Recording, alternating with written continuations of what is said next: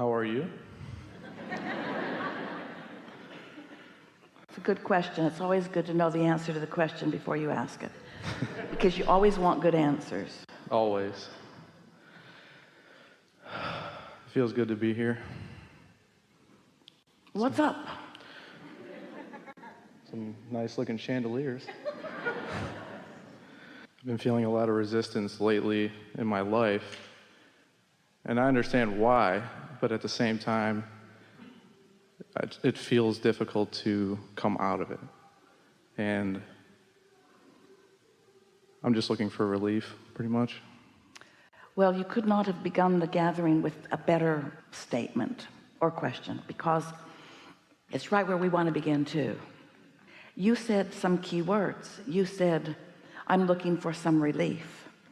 And so just sit with us for just a minute, because we're going to give you a very brief but very strong basis to move forward from, and you're really going to like it, and you haven't heard it from us before in this way. So if you've been listening to us for a little while, we've been talking about your emotions and how your emotions are guidance about how well integrated you are with the vibration of your inner being, or how off you are, how aligned you are, or how resistant you are. You use the word resistant, you can feel it already. So over time, we offered to you processes to help you find that very relief that you're talking about. In fact, we printed out for you, it's in the Ask and It Is Given book, an emotional guidance scale that starts with very hard feeling, not good feeling emotions such as despair or depression, and moves all the way to ecstasy and love and appreciation, all the way to those higher frequencies that have less resistance. And right in the middle of that emotional guidance scale is a word that Esther translated from the vibration that we were offering her, and she called it contentment. And today she is finding a word that is even more perfect. The word is satisfied or satisfaction, but it means the same thing. So if you're looking at that scale, you'll find it like right in the middle. And the reason that we want you to focus upon that middle place, sometimes we do the scale this way, sometimes we do the scale this way, but you get the sense that there are emotions that feel different, from denser and heavier and awfuler to lighter and freer and better. So satisfaction is where we want to start. Picture that satisfaction right there in the middle of the scale. And in that satisfaction, if that's where you are, you could easily lean into more satisfaction or into less satisfaction, because there's not much momentum going on. You have control at the point of satisfaction. It's like the analogy that we've offered for years about being in San Francisco on those high hills in your car, the bays down below. You take your parking brake off and take your car out of gear and decide to give yourself a physics lesson. And so you just push your car a little bit from behind, saying to your friends, I wonder what will happen next. Well, you really don't wonder. You know what's going to happen next. That car is going to go faster and faster down that hill right into the bay. And so before it gets moving at all, you change your mind because you like this car, and you step out in front of it and it bumps up against you and it stops. It was easy to stop because there was no momentum. Well, that's what this is like. When you are in the satisfied mode, it's easy to stop. But if you are in despair, or if you are in discouragement, if you are angry, then just saying, I'm not going to do that, you can't help it, because law of attraction already has you in its spell. It's not because you are weak. It's not because you are wrong. It's not because your inner being wants you to think differently than you are. It's that you are thinking in opposition to what your inner being thinks, which always feels bad, because your inner being is always the full essence of who you have become, all that you are, all that you've asked for. And so when you say, I want to find some relief, we want to say to you, we've been wanting to help you all find relief for quite a long time, but we want you to feel with us right now, and then we'll talk about specifics with you. We want you to feel the distinction, because there is an important one, between finding relief and finding satisfaction. Because in satisfaction, there is no resistance. And when there is no resistance, you're going to move into much faster momentum much faster. In other words, even in the analogy where you took the car out of gear and took the parking brake off, you released resistance and off you're going. You see what we're getting at? And so can you feel the distinction between relief and satisfaction? Let's sort of use that as a basis of understanding as we are moving along here today, because it will be the fastest path for you to get from wherever you are to wherever you want to be. Sometimes you just have to lay low and wait till you stop thinking about something, which usually means there has to be a big distraction, or you have to sleep some, or you would meditate some. But there's no point in struggling against resistance, because the more you focus upon it, the bigger it becomes. Logical? So you've been struggling with some resistance. So do you think it would be of benefit for us to try to tackle the subject of your resistance? No. So let us just ask you a question. Is there anything in your life to which you feel easy satisfaction? Yeah, but so you can sort of feel where he's at. yeah. So yes, but not really so much, and especially not right now. Therefore, let's take the subject of dissatisfaction and let's feel together to see if we can find anything remotely satisfying about it. In other words, are there any positive aspects relative to this subject? The other morning, Esther woke up. And she has a notebook by her bed most nights. And when she woke up, actually, we could hardly wait for her to wake up. And we don't think it's right to wake her up, but we just get really frisky, and then she wakes up. And so we don't lick her like your dog might, but it's close. And so she woke up, and in her mind was the thought of satisfaction, because she had heard us talking about it at the last.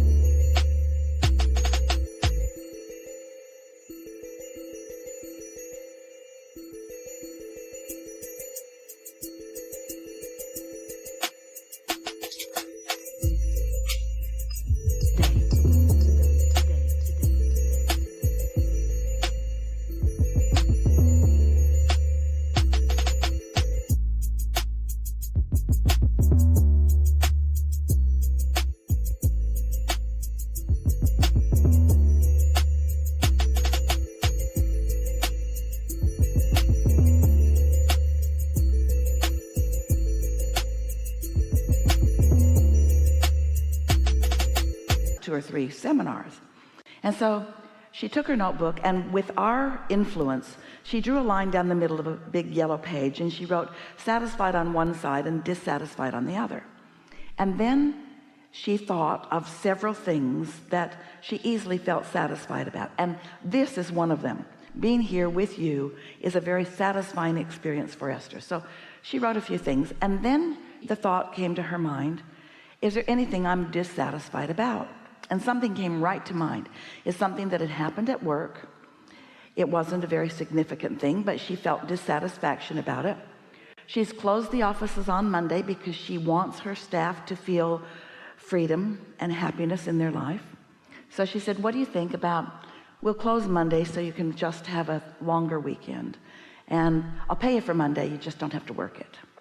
It's a 52-day-a-year gift from Esther to the people she loves. Pretty nice. And they liked it a lot for a week. They still like it.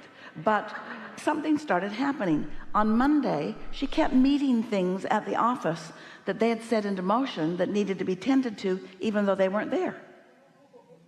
And Esther was there.